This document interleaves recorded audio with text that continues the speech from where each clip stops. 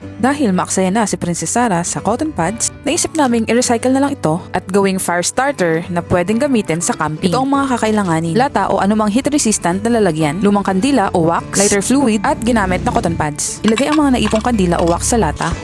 Painitin sa maihinang apoy hanggang sa matunaw ang wax.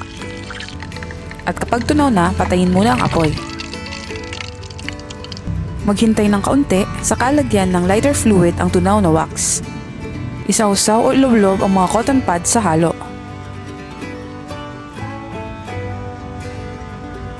Patuyuin ng mabuti at kapag tuyo na, ready na itong gamitin bilang fire starter. At alam nyo ba na tumatagal ang apoy nito ng hanggang 10 minuto. 6 minutes.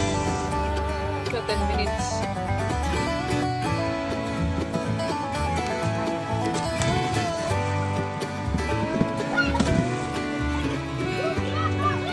Tabi lang muna. At kahit mabasa, aapoy pa rin dahil ito sa taglay nitong wax.